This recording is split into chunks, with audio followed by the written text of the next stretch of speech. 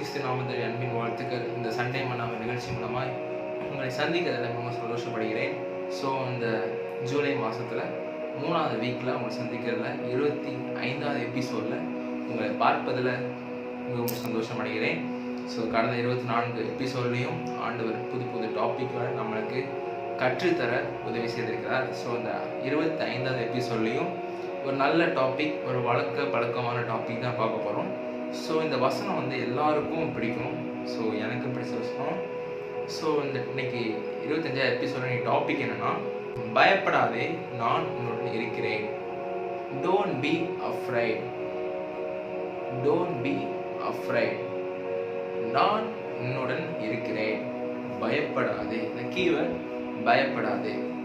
So ஆண்டவர் வசனத்தில் பைபிளில் அதிகமாக குறிப்பிடுறதுன்னா இந்த பயப்படாதே பயப்படாதே பயப்படாதே. ஸோ அவர் தெரிஞ்ச விஷயம் தான். 2000 வருஷத்துக்கு முன்னாடி ஆண்டவர் எழுதின பைபிளில் பயப்படாதேன்னு எதிர்க்குனா அப்போ அவருக்கு தெரியும் வர காலத்தில் மக்கள் என்ன செய்வாங்க, நிறைய பயப்படுவாங்க, நிறைய விஷயத்துக்கு பயப்படணும்னு சொல்லி தான் ஆண்டவர் அழுத்தி வசனம் ஸ்டார்டிங்கில் சொல்கிறாரு, பயப்படாதே பயப்படாதே நான் உன்னுடன் இருக்கிறேன். பயப்படாதே நான் உன் தேவன் அப்படின்னு நிறைய வசனம் இருக்கு.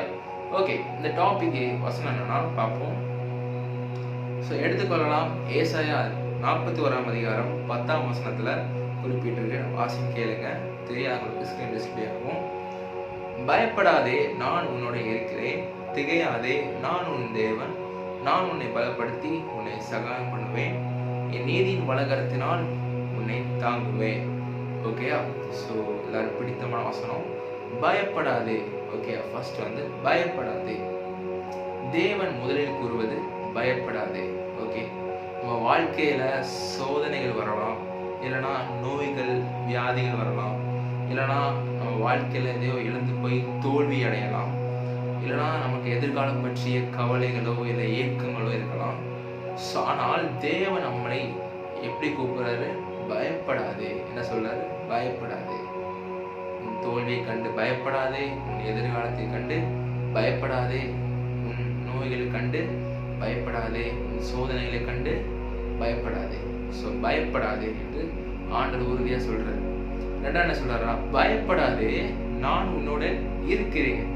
நான் உன் கூட இருக்கும்போது எதுக்கு பயப்படுறேன் அப்படின்னு ஆண்டவர் கேட்கிறாரு. ஓகேயா? இதுவே இந்த வசனத்தின் மிகப்பெரிய வாக்குத்தத்தமான வசனம். நான் உன்னோட இருக்கிறேன். ஓகேயா? தேவன் நம்மை ஒருபோதும் தனியாக நடிச்சுவாரு விட மாட்டார். அவர் இப்போது நம்ம கூடவே இருக்கிறார். ஓகேயா? சந்தோஷத்திலும் இருப்பாரு, துக்கத்திலும் இருப்பாரு, வெற்றியிலும் இருப்பாரு, தோல்வியிலும் இருப்பாரு. அவர் நம்மோடு எப்போதும் எல்லா சிச்சுவேஷன்லையும் நம்மோடு இருக்கிற தெய்வம் நம்ம ஆண்டவராகிய இயேசு கிறிஸ்து. ஓகேயா? அடுத்து என்ன சொல்றாரு பாருங்க, நான் உன்னை பலப்படுத்துவேன். நான் உன்னை பலப்படுத்துவேன். சில நேரங்களில் நாம் எல்லாரும் மனிதனாலே பலவீனம் வரும், அப்படிதானே? சில நேரங்கள் நம்ம செய்வோம், பலவீனம் வந்துடும். ஆனால் தேவன் மனதிற்கு என்ன செய்வார்? ஒரு தைரியத்தை ஊக்கப்படுத்துவார். விசுவாசத்தில் என்ன செய்வார்? நம்மளை பலப்படுத்துவார். சோதனைகளை எதிர்கொள்ள நம்மளுக்கு வல்லமை தருவார். ஓகே? ஸோ நம்முடைய பலம் குறைந்தாலும் தேவனுடைய பலன் ஒருபோதும் குறையாது.